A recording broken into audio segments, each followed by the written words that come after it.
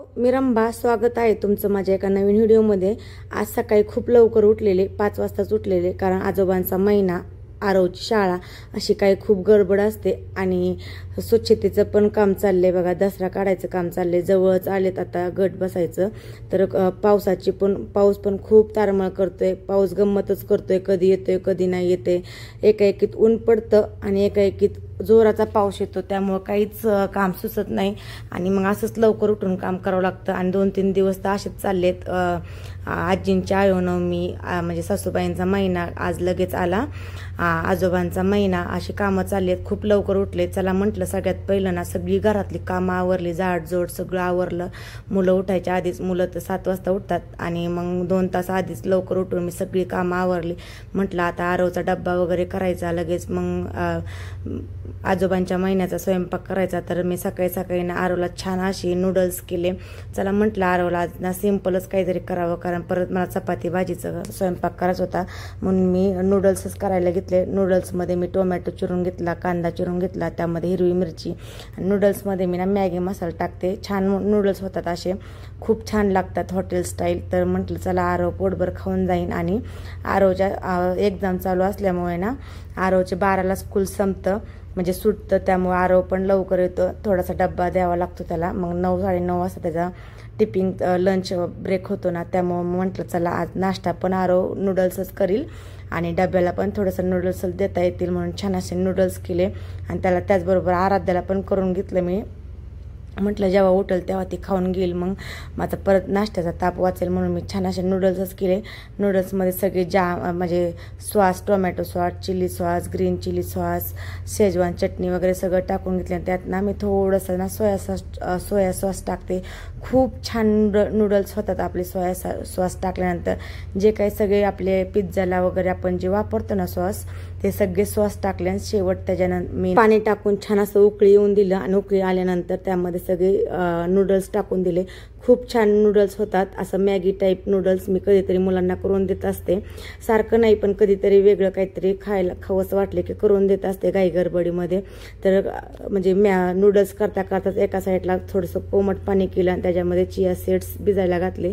तर आरवच्या पप्पांना पण लागतात चिया सीड्स आणि मी पण पेत असते, तर तो पण म्हणजे साईड बाय साईड सगळी कामं चालू होती। झाकून ठेवलं, एका साईडला नूडल्स शिजत होते।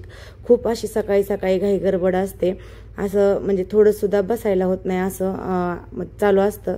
आणि आरव उठला बघा आणि लगेच संध्याकाळी पप्पांनी काय आणले हे पाहायला आरवची खूपच गडबड असते।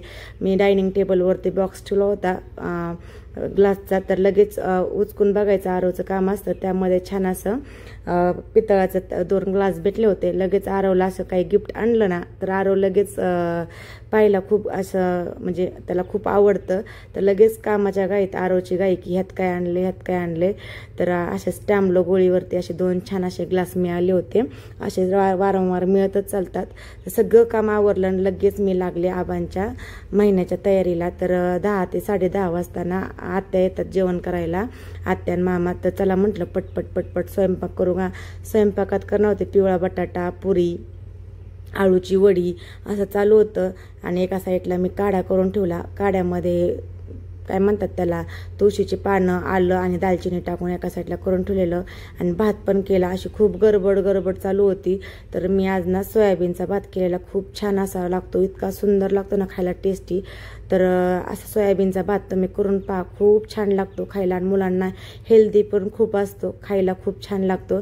मग मी सोयाबीनचाच भात केला आज, मसाले भात, कारण पुरी आणि बटाट्याची भाजी करायची होती, म्हणून मी आज ना सोयाबीनचाच भात केला अशी। आणि लगेच बघा 8 वाजल्या की आराध्या उठली।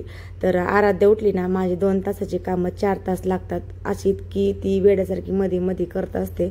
तर मी पिवळ्या बटाट्याला फोडणी देत होते तिला, तर लगेच लागत होतं की मोबाईल, उठलं की अर्ध्या तासाने तिला गडीभर मोबाईल द्यावा लागतो, म्हणजे माझे कामं पण होतात। मुलांना मोबाईल नाही दिला पाहिजे, पण कसं आहे खूप असं काही काम असलं ना तर ना तिला नादवायला कोणी नसलं की लगेच ती अशी वेड्यासारखी करत असते। आणि लगेच 10:30-11 वाजले की मी अशी ताटं केली, ताटामध्ये पुरी, बटाट्याची भाजी, बॉबी, कुरडई आणि शेवई वगैरे आणलेली आत्यांनी, आणि चपाती, ज्यांना चपाती लागते चपाती, असं पद्धतीने ताटं केली आणि जेवू घातलं। तर लगेच आराध्याला आज खूप उशीरच झाला होता बघा स्कूलला जायला. मी छान अशी आराध्याची हेअरस्टाईल केली आणि आराध्याला पहिलं म्हटलं आपण शाळेत जायला लावा, म्हणजे ना आपली दिवसाची कामं होतात. कारण ना जेवण घातलं की लगेच मला बाकीची कामं आवरायची होती, कारण माझा काल किचन क्लीन करून झाला होता, पण बाकीची खूप सारी कामं राहिलेली. मग कशी पाण्यात वगैरे खेळती, चला म्हटलं 2-3 तास शाळेत बसल तोपर्यंत आपण ना आपली कामं होतील, म्हणून मी तिला छान असं. आणि ती अशी आहे की ना दररोज अशी बांग पाडून जाते, पण आपल्याला काम असलं की तिला कसं कळतं काय माहीत की मला क्लिपच लाव, मला ह्याच असलाच क्लिप लाव तसला. तिची खूप नाटकं असतात. अशी डान्स करत बघा बोलत होती. लय चॅप्टर आहे, कधी लवकर आवरण आणि कधी मी तिला शाळेत लावून असं झालं होतं. मला खूप सारं काम पडलं होतं, त्यामुळं मला काही चेन पडत नव्हतं. त्याला स्कूलला लावून खूप सारी कामं केली आणि फ्रीज क्लीन करायला काढलं. तोपर्यंत आराध्या यायचा टायमिंग झाला, 1 वाजली. आरव तर 12 वाजताच आलेला. मग आरवला जेवायला वगैरे घातलं आणि आरवलाच मी तिला आणायला लावलं. तर घड्याळ असं पळत होतं की कुठलं काम करू आणि कुठलं ठेवू असं झालेलं. आराध्यानं आरव घरी आल्यानंतर तर एकही काम होत नाही. एकदम स्वच्छ असं हे क्लीन करून घेतलंय बघा. कधीतरी महिन्यातनं 15 दिवसातनं असा फ्रीज क्लीन करावंच लागतं. हे सगळं स्वच्छ घासलं आणि पुसून असं लावून टाकलंय मी. हे एकदम क्लीन केलंय पहा. हा फ्रीजर आहे, फ्रीजरमधलं एकदम क्लीन स्वच्छ असं वल्ल्या आणि कोरड्या कापडने पुसून काढलं. हे घासून काढलं सगळं. हे पहा कसं दिसतंय. कारण माझ्या फ्रीजला ना 2 कप्पे आहेत ना, म्हटलं चला आधी ना वरचा कप्पा स्वच्छ करून त्याचं साहित्य ठेवून दिलं ना म्हणजे टेन्शन नाही. आणि असं एकदम स्वच्छ असल्यानंतर फ्रीज खराब होत नाही आणि खूप व्यवस्थित राहतं. आता ह्यातलं सगळं साहित्य मी ना जागच्या जागेवर ठेवून देते. हे काजू बदाम पण मी ना फ्रीजमध्येच ठेवत असते, कारण खराब होत नाही आणि जास्तीचे असतात ना. आणि फ्रीजमध्ये ठेवलं ना तर काढल्यानंतर लई क्रिस्पी लागतात. हे असं काही साहित्य मी ना फ्रीजमध्ये ठेवत असते. हे सगळं आता क्लीन झाले मग ठेवून देते, म्हणजे बाकीचा फ्रीज वरनं पुसून घ्यायला. आणि हा पण स्वच्छ करायचा आहे. आता हे सगळं काढायचं आहे.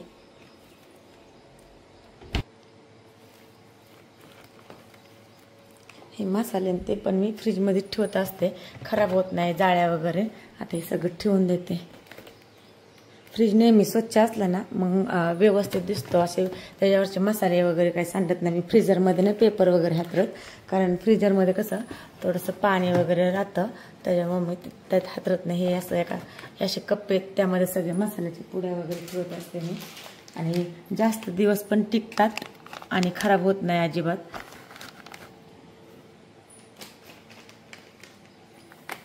हे सगळं असं ठेवून देते. हे सगळं लावून घेतले बघा. आता हे मसाले वगैरे व्यवस्थित एकदम छान असं क्लीन दिसतंय. तसा फ्रीज काही खराब होत नाही, पण मधनं आधनं असा क्लीन केल्यानंतर छान दिसतो आणि जास्त खराब होत नाही. आपण सारखं महिना 15 दिवसातनं क्लीन केल्यानंतर हा पूर्ण कप्पा आता माझा क्लीन झाला. आता हे सगळं साहित्य काढायचं आहे.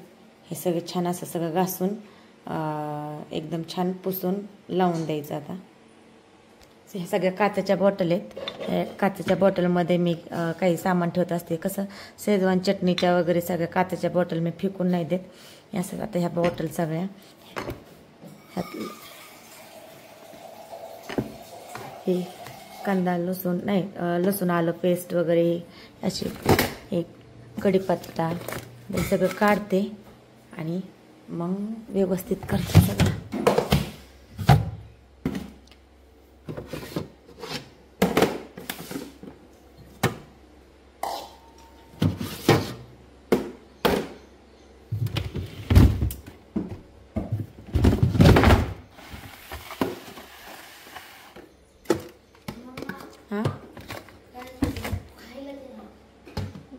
काय खायचं?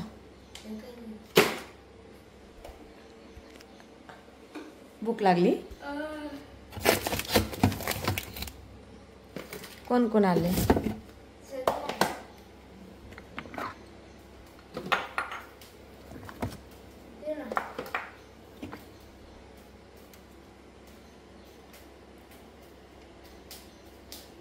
मिल्क मेड आहे. आपण जी खीर करतो ना शेवायाची वगैरे, पूर्ण फ्रीज मोकळा केलाय. सगळं साहित्य बघा इथं ठेवले. आता हे सगळे बघा थोडं थोडं असं खराब झालेलं असतं. जास्त काही खराब होत नाही माझा फ्रीज. मी इथे असं पेपर वगैरे हातरत असते. आता हे धुवून काढायचं.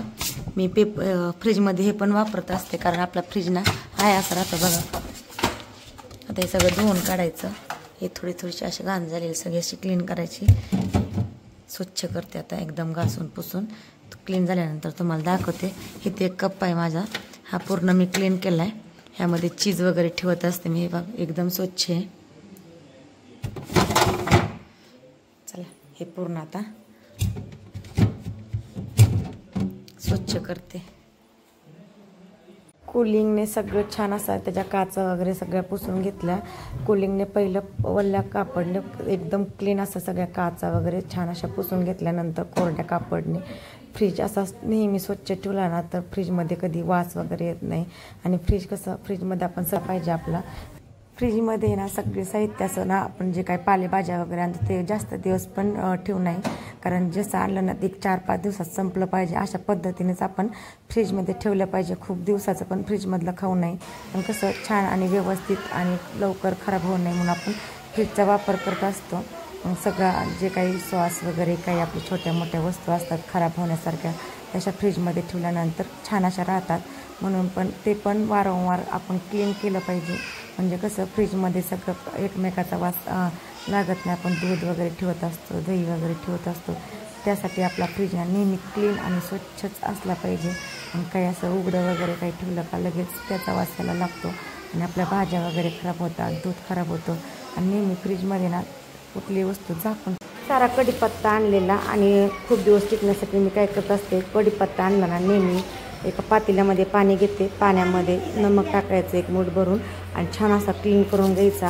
खूप छान असा ना एका कोरड्या कापडमध्ये गुंडवून ठेवायचा एक अर्धा 1 तास आणि आपल्या बर्नीमध्ये भरून फ्रीजमध्ये ठेवायचा. हा असा टवटवीत कढीपत्ता राहतो खूप छान. पण काय करायचं, नमक घेऊन नमकच्या पाण्याने कुठली पण गोष्ट द्यायची तर नमकच्या पाण्याने काही म्हणजे नाही का पालेभाज्या वगैरे दिल्यानंतर त्याचे काही किटाणू वगैरे असतात ते निघून जायला खूप मदत होते. मी ना सगळा कढीपत्ता धुवून छान परत स्वच्छ पाण्याने धुला आणि मग तो एका नॅपकिनमध्ये गुंडाळून 1-2-1-1.5 तास मी त्याला छान गुंडाळून ठेवला. मग तो कसा खूप दिवस राहतो आणि छान पण राहतो. आणि काही गडबडीत काय होतं की कढीपत्ता संपला की भाजीला अशी ट्रिक सांगणार आहे. तर चला मी सांगते तुम्हाला. तर ज्यांना कुणाला जे आपल्या चेहऱ्यावरती वांग असतात बघा त्यावरती छान असा मी घरगुती उपाय सांगणार आहे. म्हणजे घरगुती म्हणता येणार नाही, एक 10 ते 20 रुपयामध्ये एकदम प्रॉपर तो आपला वांग निघून जातो. पण त्यासाठी पण आपलं आपली ट्रिक ना फॉलो करावं लागते. त्यासाठी खूप छान असे नियम पाळावे लागतात. पण बघा खूप महिला अशा ना वांगाला वैतागलेल्या आहेत. तर ते किती पण प्रयोग करो, किती पण मेडिसिन्स क्रीम लावू तरी पण ते वांग जात नाही. उदाहरणार्थ खूप असे मी वांगावरती क्रीम लावलीत वेगवेगळ्या प्रकारच्या. स्किनच्या डॉक्टरांकडे सुद्धा मी खूप अशी ट्रीटमेंट घेऊन त्याला खूप असा खर्च केलाय. पण काही तो माझा वांग गेला नाही. मला तर ऍक्च्युली लग्नाच्या आधीपासूनच वांग होता. पण मी खूप क्रीम लावली की तेवढ्या पुरतं जायची ते वांग आणि क्रीम बंद केली की लगेच वांग यायचे. थोडंसं उन्हात वगैरे गेलं की लगेच वांग येतात. वांग असा विषय आहे की तो असा 2 दिवस क्रीम लावली 3 दिवस क्रीम लावली की ते काही लगेच जात नाही. त्याला कंटिन्युटी म्हणजे कंटिन्यू तो प्रयोग करावा लागतो.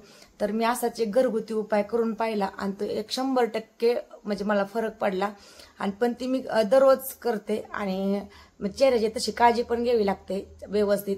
काय ते लावलंय मग उन्हात गेलं का व्यवस्थित नाही, तसं नाही. उन्हात गेल्यानंतर सुद्धा आपण चेहऱ्याला सनस्क्रीम लावली पाहिजे. चेहरा आपला बांधला पाहिजे दिवसभर. आपण शेतात वगैरे काम करायचं म्हटलं तर आपण चेहरा बांधला पाहिजे, सनस्क्रीम लावली पाहिजे. आणि चेहऱ्याची काळजी पण घ्यावी लागते तरच व्यवस्थित आपला चेहरा होतो.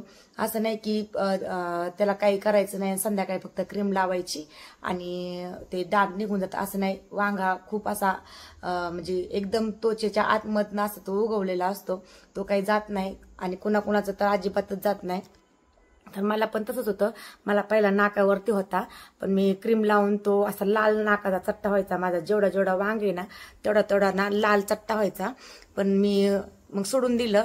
मी पण कंटाळलेली, खूप स्किन केअरकडे गेले, क्रीम लावायची, अशा 1000 2-2 हजारच्या क्रीम लावल्या पण काय वांग गेला नाही.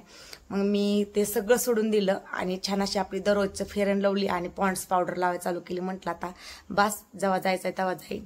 मग एकदा असं समजलं मला, मी देवाच्या ठिकाणी गेलेले, एका आजीने मला तो प्रयोग सांगितला आणि चला म्हटलं आजीने सांगितलाय तो आजीबाईच्या बटव्यातला प्रयोग म्हणलं तरी चालेल. मग मी तो केला. मेडिकल आहे माझं, मेडिकलमध्ये ते एक औषध मिळालं आणि प्रयोग केला. म्हटलं चला काय लागणार आहे, 1-2 मिनिटं लागतात दररोज म्हणजे लावायला. मग लावलं म्हणजे चालू केलं तर हे बघा 100% फरक पडलाय. इतके असे पूर्ण असे भरलेले, असे वरती जायला लागलेले, पूर्ण असं भरलेलं, एकदम छान असा. मी फिल्टर वगैरे काही लावलं नाही आता सध्या कॅमेऱ्यात, एकदम सिम्पल. म्हटलं आपल्याला व्यवस्थित आणि रिअल व्हिडिओ काढायचा आहे म्हणून व्यवस्थित दाखवावं, जेणेकरून सगळ्यांना त्याचा उपयोग झाला पाहिजे. तर काय लावायचं ते सांगते मी. आणि त्याच्या आधी हे सांगते की ना, सकाळी उठल्या गरम पाणी आपण पेलच पाहिजे. गरम म्हणजे कोमट पाणी. आणि खाण्याचं सुद्धा थोडंसं पथ्य, सारखं आपण जेवण नाही केलं पाहिजे. तेलकट, तिखट, आणखीन ज्वारीची भाकरी, अशा पद्धतीचं आपलं डाईट पाहिजे. तरी पण आपला चेहरा खूप छान होतो. चेहरा म्हणजे स्किन झालं, काय झालं, चरबी झालं, बघा तेलकट पदार्थ खाल्ल्यानंतर चरबी वाढते. सारखं न भूक लागता जेवण केलं का आपलं वजन वाढतं, पोट वाढतं. असं सगळ्या आपल्या रुटीन व्यवस्थित करायच्या, एकदम छान असा चेहरा होतो. पिंपल्स येत नाही, आणखीन असे डाग येत नाही, व्यवस्थित राहतं. मी स्वतः फॉलो केले म्हणून तुम्हाला सांगते. 100% तुम्ही ती ट्रिक वापरून पहा, इतकी छान आहे ना, एकदम 100% रिझल्ट आहे. तुम्हाला दाखवते मी. हे तिळाचं तेल आहे बघा, फक्त 25 रुपयाची बाटली. 25, 2 आणि 3 आणि 4 हजार रुपये घालवले. आठवड्याला डॉक्टर बोलवायचे की हे दे क्रीम, ती क्रीम दे, दुपारी लाव, सकाळी लाव, संध्याकाळी लाव, दुपारी चेहरा 2 लावा, ही गोळी खावा, ती गोळी खावा. गोळी खाल्ले का इतके जाम पिंपल्स येतात, उष्णता बाहेर निघते, होठ फाटायचे. पण ते सगळं बंद केलं. आणि हे आपलं तिळाचं तेल, पांढरं तिळाचं तेल, इतका छान रिझल्ट आहे ना, खूप सुंदर असा रिझल्ट आहे. हे तेल फक्त संध्याकाळी झोपताना आपण चेहरा धुवायचा आणि थोडेसे 2 थेंब हातावरती घ्यायचे आणि छान असं लावायचं. जिथं डाग आहे तिथं नाही लावायचे, पूर्ण चेहऱ्याला असं छान असं लावून द्यायचं. अजिबात तेलकट होत नाही, काही नाही, छान वाटतं. सकाळपर्यंत वाटणार सुद्धा नाही की आपण आपल्या चेहऱ्याला की हे ऑइल लावलंय म्हणून. इतकं छान असं हे तेल आहे, खूप छान रिझल्ट आहे. हर रोज संध्याकाळी झोपताना लावायचं. पण आपण चेहरा झोपताना क्लीन स्वच्छ धुवायचा आणि हे तेल लावायचं. 1-2 ते 3च थेंब घ्यायचे आणि हे लावायचं. बघा एकदम छान आपल्या चेहऱ्यावरचे जे डाग आहेत ते तुम्ही करून बघा. 100% तुम्ही मला कमेंट करून सांगा की हे तेल वापरा आणि 1 महिना 1.5 महिन्यात तुम्ही ना कमेंट करून सांगा खरंच ताई तुमचा हा उपाय ना बरोबर आहे. पण चेहरा उन्हात जाताना बांधणं, सनस्क्रीम लावणं हे डेली ठेवायचं. असं नाही की फक्त तेल लावलंय ना असं. पण संध्याकाळी झोपताना तेल लावायचं छान, सकाळी फेसवॉशने धुवायचं, आंघोळ करताना, उन्हात वगैरे जायचं म्हटलं का सनस्क्रीम. मी ही सनस्क्रीम वापरते, तुम्ही कुठली पण सनस्क्रीम वापरू शकता. ही डेली माझी सनस्क्रीम असते. आपल्या सकाळी आंघोळ झाली की ही सनस्क्रीम लावायची, कुठं बाहेर जायचं म्हटलं की ही सनस्क्रीम लावायची. आणि सकाळी डेली कोमट पाण्यामध्ये हा आवळ्याचा ज्यूस घेतलाच पाहिजे. खूप आयुर्वेदिक आहे. आपण आपल्या शरीरावरती जी चरबी आहे, ज्याला डायबिटीस आहे, ज्याला हृदयविकाराचे आजार आहेत, त्यांनी हा ज्यूस पाण्यामध्ये प्यायलाच पाहिजे. 1 ग्लास पाणी घ्यायचं कोमट, त्यामध्ये फक्त 2 चमचे टाकायचे. थोडंसं 2-3 दिवस कडवट वगैरे लागतं जरा, म्हणजे आपल्या जिभेची चव जाती. पण खूप छान आहे. तुम्ही करून बघा, हे पाणी पिऊन बघा आणि सगळे डाईट व्यवस्थित करा. 100% तुमच्या चेहऱ्यावरचे डाग जाणार. 101% तिळाचं तेल लावा आणि छान असा आपल्या शरीराचा डाईट ठेवा. छान असा हा प्रयोग आहे, तुम्ही करून बघा. तुम्ही सगळ्यांनी करून बघा. तर कसं वाटतंय ते तुम्ही कमेंट करून सांगा आणि व्हिडिओ कसा वाटला ते पण तुम्ही कमेंट करून नक्की सांगा.